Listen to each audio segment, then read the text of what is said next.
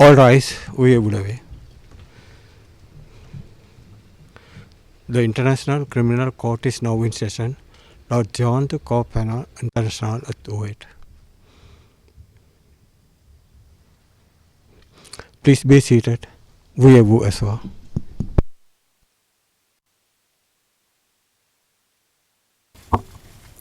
Good afternoon, everyone. Court officer, could you call the case, please?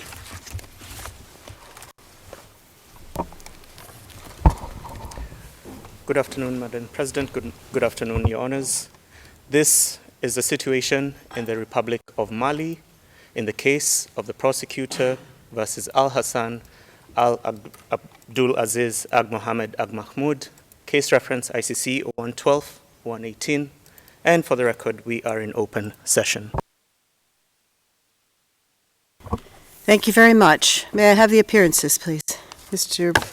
Deputy Prosecutor. Madame le Président, Madame, Monsieur les juges. Your Honors, the OTP is represented today by myself, Magnan Gagnon, Deputy Prosecutor. To my right, Senior Trial Lawyer, Mr. Gilles Duterte, Ms. Paula Sacchi, Associate Legal Officer, and Sandra Squatters, also Associate Legal Officer. Second row, I have with me today Moussa Alafi, Associate, Diane Looping, Senior Trial Lawyer, Yayo Magagoshi,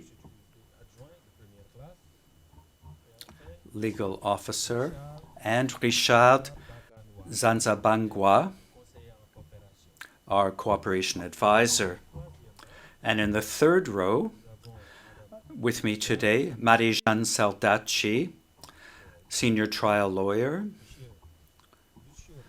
Mr. Lucio Garcia, Senior Trial Lawyer, Karim Tonzi, our Case Manager, and finally, Mr. James Mavira. So there you have it.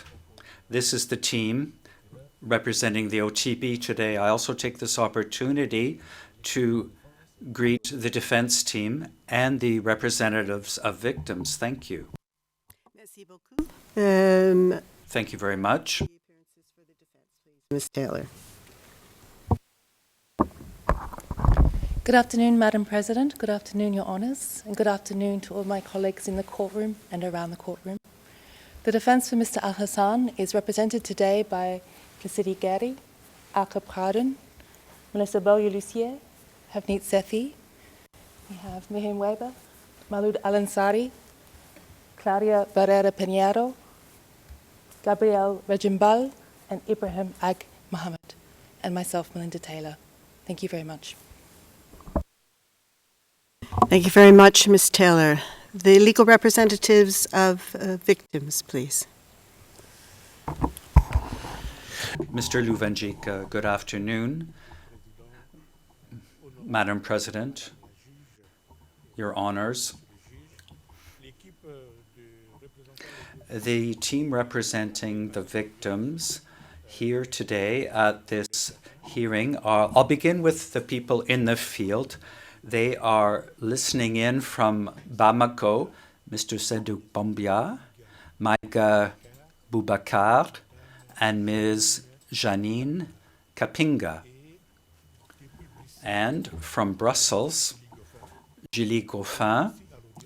And here in the courtroom, to my right, Ms. Kapinga Bieka Dipanga Priska, and Mr. Morales Andres.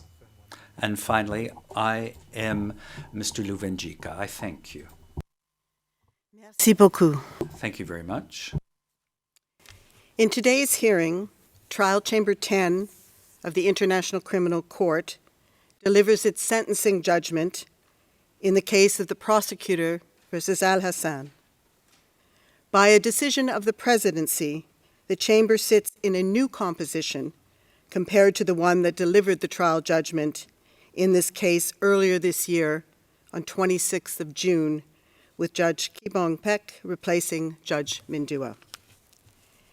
The present summary conveys the findings in the sentencing judgment that are most relevant to the public.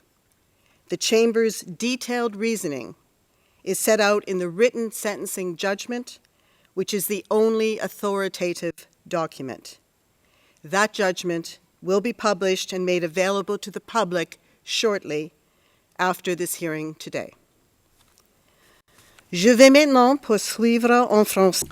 I will now continue in French.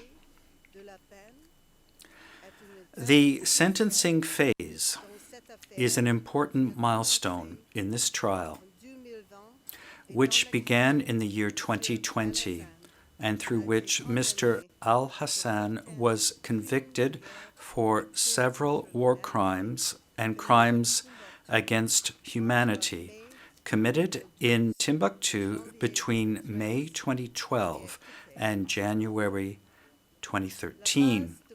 He was acquitted of other crimes. The present sentencing stage represents a significant opportunity to recognize the harm suffered by victims of the convicted crimes. This harm,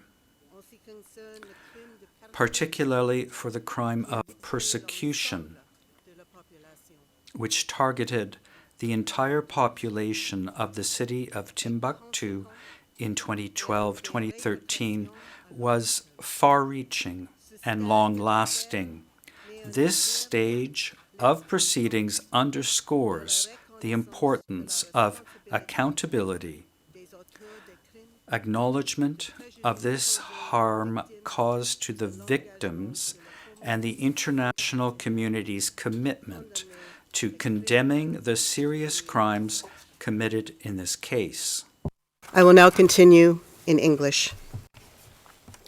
Turning to the determination of the sentence, the prosecution in this case recommended a joint sentence of no less than 22 years imprisonment. The legal representatives of victims conveyed statements from their clients that Mr. Al-Hassan should stay in prison for a long time or be given a life sentence. The defense recommended a sentence of time served. In its sentencing judgment, the Chamber addresses sentencing in two steps as required by the ICC's legal framework. First, the Chamber pronounces an individual sentence for each of the 8 crimes for which Mr. Al-Hassan was convicted. Second, the Chamber specifies a joint sentence. In determining the individual sentences, the Chamber assesses the gravity of the crimes, including the degree of Mr. Al-Hassan's participation and intent, as well the presence of any aggravating or mitigating circumstances, and Mr. Al-Hassan's individual or personal circumstances. In discussing the crimes, the Chamber has grouped crimes together which are underpinned by the same or similar conduct. In making some overall comments on the degree of Mr. Al-Hassan's participation and intent as regards the various crimes, the Chamber emphasizes that Mr. Al-Hassan's liability for the majority of his conviction is based on his contribution to crimes committed by other members of the group Ansar Dine and Al-Qaeda in the Islamic Maghreb, or AQIM. His responsibility in this context arises primarily due to his role within the Islamic police, which was set up by these groups in Timbuktu in 2012, 2013, and the role of the Islamic police in the repressive system created by Ansar Dine AQIM. The nature of each of these roles was considerable.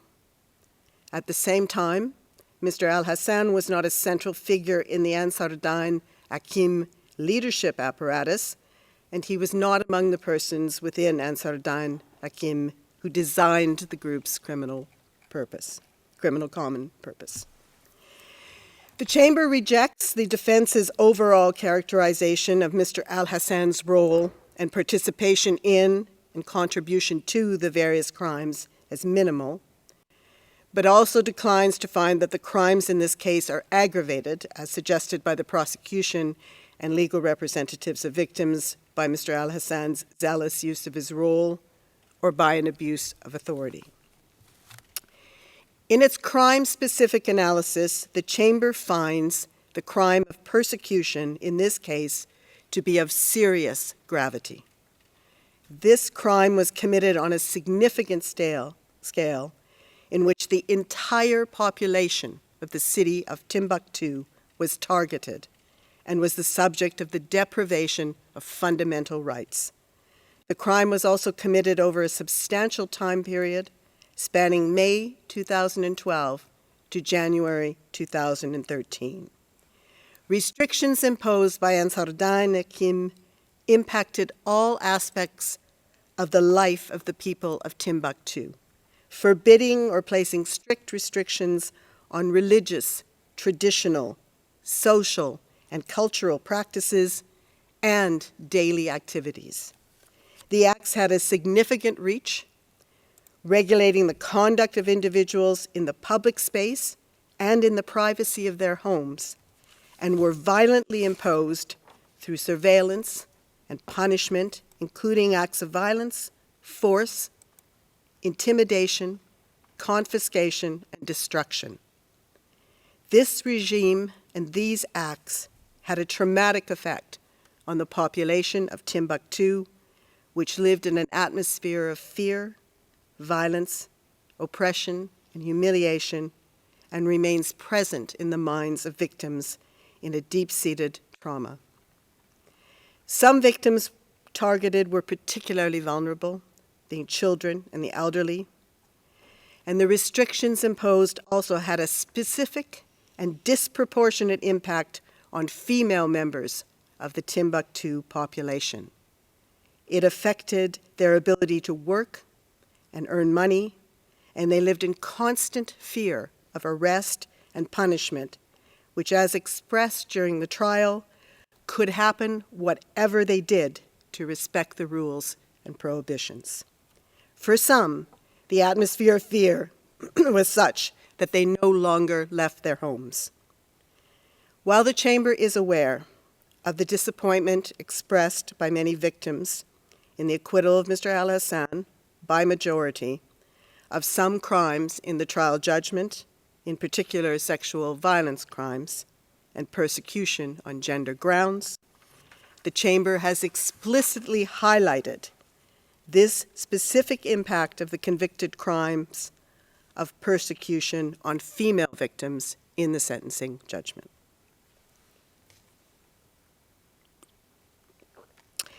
The Chamber also finds the crimes of torture, other inhumane acts, cruel treatment, outrages upon personal dignity, and mutilation to be of serious gravity. These crimes concerned punishments, namely floggings and the amputation of a victim's hand, for breaches of Ansar Dine Hakim's rules and prohibitions. In assessing the gravity of these crimes, the Chamber emphasizes their public nature, being punishments mostly proclaimed in advance and carried out in front of large crowds of people, including children. The carrying out of the punishments in this humiliating manner, in the forum of a public spectacle, not only heightened the distress and suffering experienced by those who were punished, but also exposed members of the Timbuktu population, including those children, to scenes of abject violence. Again, some of the punishment victims were particularly vulnerable, being children or elderly.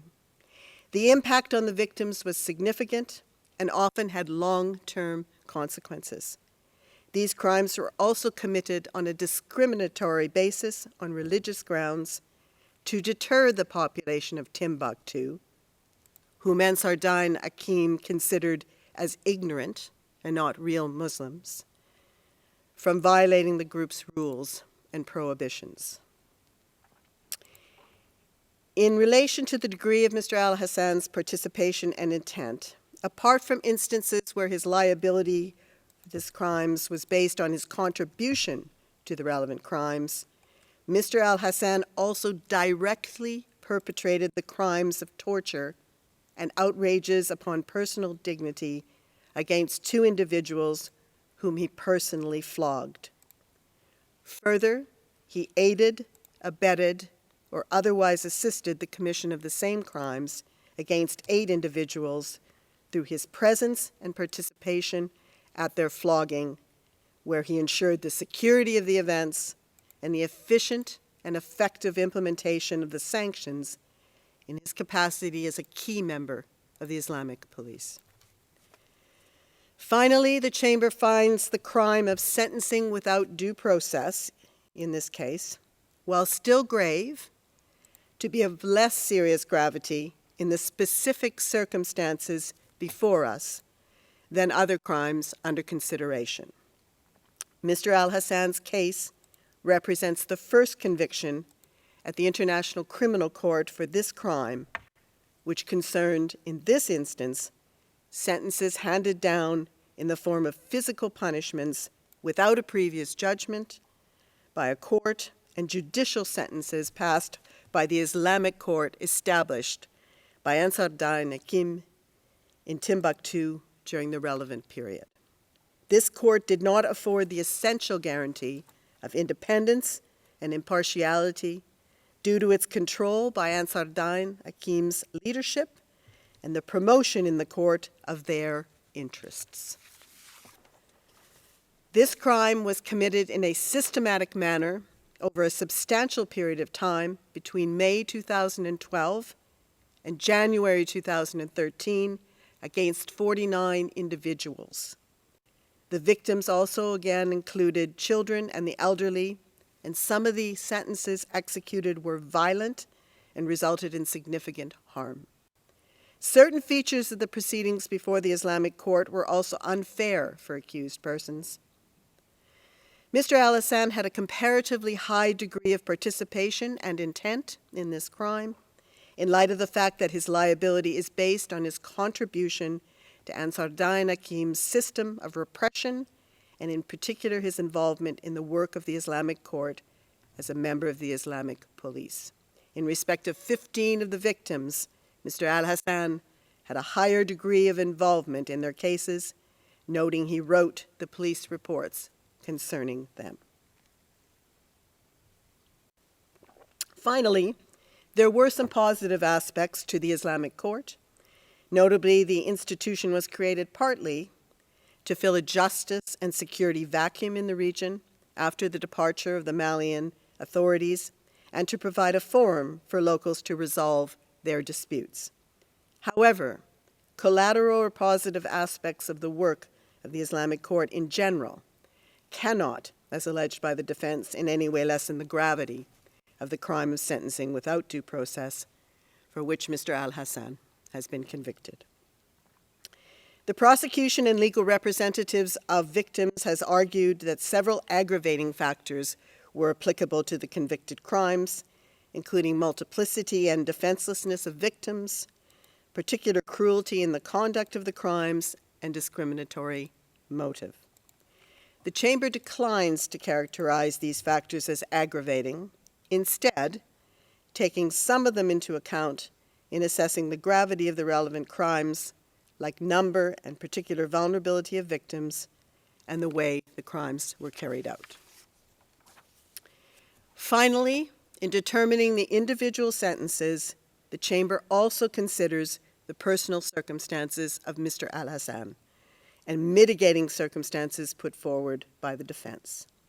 The defense argued that many such circumstances warranted a reduction in the sentence, including expression of remorse and Mr. Al-Hassan's personal circumstances at the time of the events. Of these, the Chamber finds that only 2 circumstances can be taken into account in mitigation. The first is good actions undertaken by Mr. Al-Hassan to assist the civilian population in 2012-2013.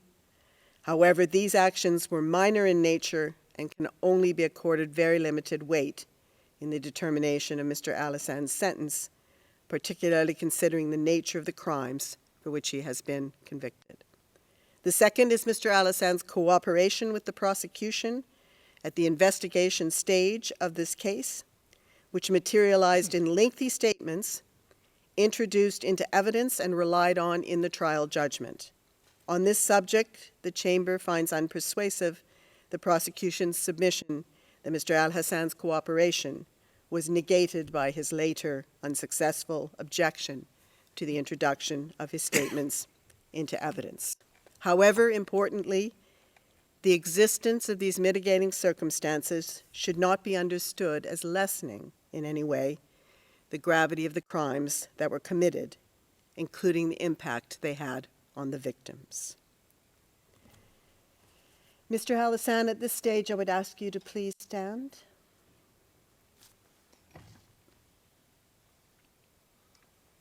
Thank you. Weighing and balancing all the relevant factors, the Chamber pronounces the following individual sentences. For other inhumane acts as a crime against humanity and cruel treatment as a war crime, which concerned the flogging of one individual, 2 years each. For the war crime of mutilation, which concerned the amputation of the hand of one individual, 5 years. For the war crime of sentencing without due process, 6 years.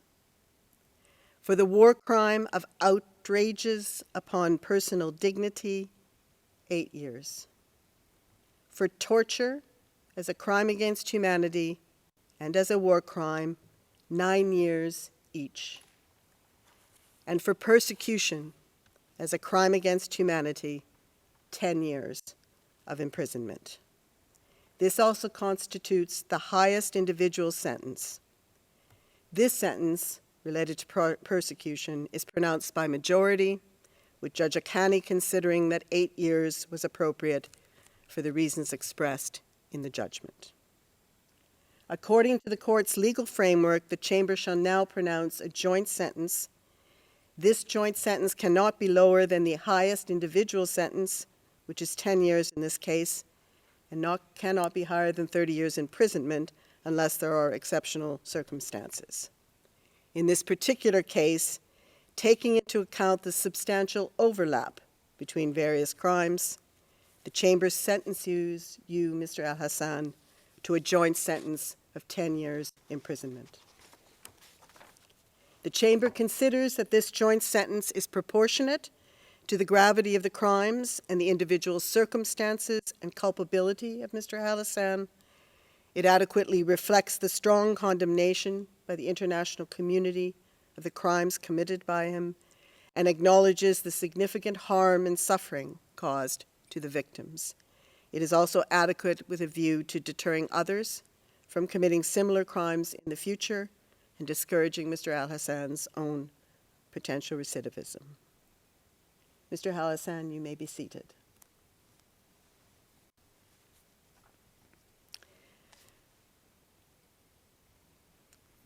Finally, the Chamber notes the time spent in detention by Mr. Hassan in accordance with an order of this court, namely since 28 March 2018, will be deducted from the sentence imposed on him today. The Chamber, in its discretion, has rejected the defense request to deduct additional time spent by Mr. Hassan in detention in Mali since 21 April 2017. Today's sentencing judgment may be appealed by Mr. Hassan and the prosecution within 30 days. Reparations to victims will be addressed in due course.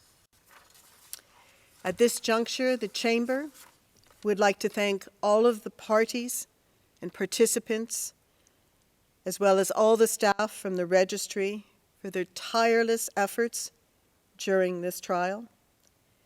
The Chamber also wishes to convey its special thanks to the members of the public and the victims watching here today in the public gallery and online from Mali and around the world. Thank you. This concludes today's hearing. All rise, we will away.